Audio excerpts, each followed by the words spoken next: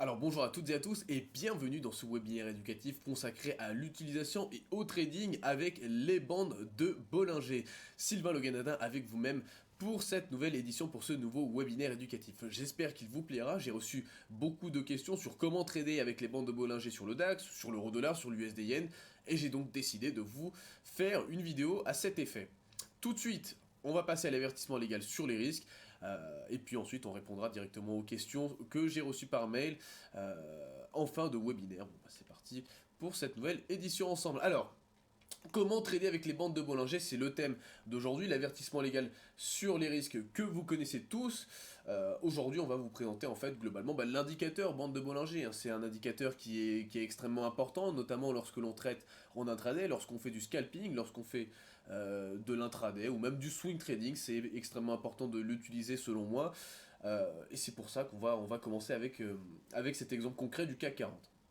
On aurait pu prendre le DAX, on aurait pu prendre l'euro-dollar, j'ai choisi le CAC 40, encore une fois, car bon, je trouve qu'il est extrêmement propre techniquement, et les bandes de Bollinger permettent de trader avec succès le CAC 40, c'est pour ça que j'ai choisi de prendre cet actif pour l'exemple. Alors, ces bandes ici que vous voyez sont appelées les bandes inférieures, donc c'est la lower band en anglais, c'est la bande inférieure. Globalement, qu'est-ce qui se passe? À chaque fois que le cours vient chercher la lower band, la bande inférieure, on a une réaction des acheteurs, parce que globalement, la moyenne, en fait, si vous voulez, sur 20 périodes, des cours se situe au niveau de cette moyenne mobile-là, bleue. Le principe des bandes de Bollinger est simple. Le cours est censé, alors théoriquement, censé se situer, évoluer autour de la moyenne mobile à 20 périodes ou à 14 périodes, tout dépend du paramétrage de l'indicateur. D'accord? Lorsqu'on arrive en dessous ou au-dessus, on considère que c'est un excès. Alors si on est au-dessus, c'est un excès plutôt haussier qu'on aura tendance à corriger avec des ventes. D'accord? Ici par exemple, regardez, le cours se situe au-dessus de la ligne bleue, qui est la moyenne mobile, il va chercher la bande supérieure, et tout de suite le marché le corrige par justement des ventes, parce qu'on estime qu'il y a un excès haussier et que donc il y a un prix intéressant à exploiter à la vente, parce que le marché est trop cher. A l'inverse, lorsqu'on vient taper la bande inférieure de façon répétée, et qu'on s'éloigne beaucoup trop de la moyenne mobile à 20 périodes ou 14 périodes, tout dépend du paramétrage, on estime que le marché est attractif et peu cher et qu'il est intéressant de l'acheter pour jouer un retour sur la moyenne, d'accord? Et donc le marché paye la bande inférieure. Les stratégies de trading avec les bandes de Bollinger sont assez simples.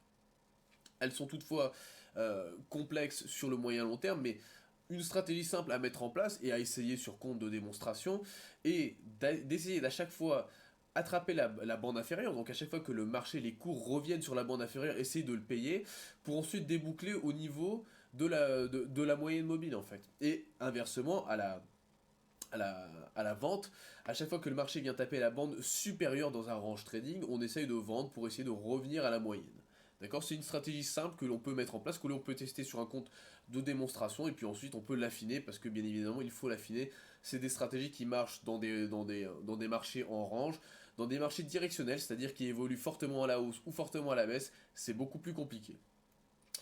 La définition de l'écart type, donc pour ceux d'entre vous que cela intéresse, c'est un concept statistique qui décrit tout simplement la façon dont les prix se dispersent autour de leur valeur moyenne. La valeur moyenne, c'est la moyenne mobile tout à l'heure qu'on a vu, et puis bon voilà, l'écart type. Vous pouvez également le paramétrer sur la trading station, c'est un paramètre, donc dans les bandes de Bollinger, on a un écart type de 2 qui est utilisé, on peut utiliser 2,5, etc.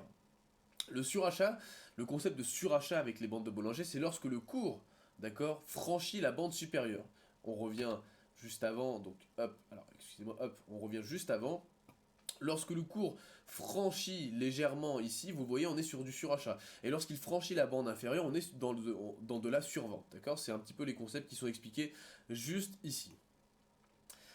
Merci pour votre attention, j'espère que ce webinaire vous a plu. Si vous avez des questions, n'hésitez pas à les poser à sloganadin@fxm.fr ou également à nous rejoindre sur Twitter, @sylvain-du-8fx. Et puis si vous avez des questions que vous souhaitez poser directement par téléphone, n'hésitez pas, vous avez qu'à composer le 01 84 88 31 96 ou nous envoyer un mail à sloganadin@fxm.fr. Vous pouvez également venir nous rencontrer à Paris, au 35 avenue Franklin des Roosevelt.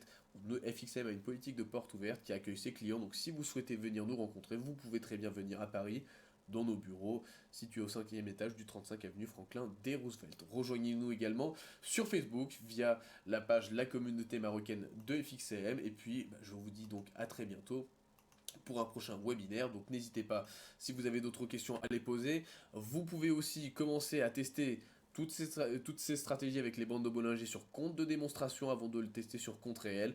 Testez-les sur compte de démonstration dans des marchés de range. Affinez les stratégies avec d'autres indicateurs, avec votre système de trading, du chartisme éventuellement, c'est ce que moi je fais, ou encore du volume profile, et puis ensuite vous pourrez en tirer des conclusions. Merci à toutes et à tous, et à très bientôt sur fxm.fr. C'était Sylvain Le Guenadin pour ce webinaire consacré au trading avec les bandes de Bollinger.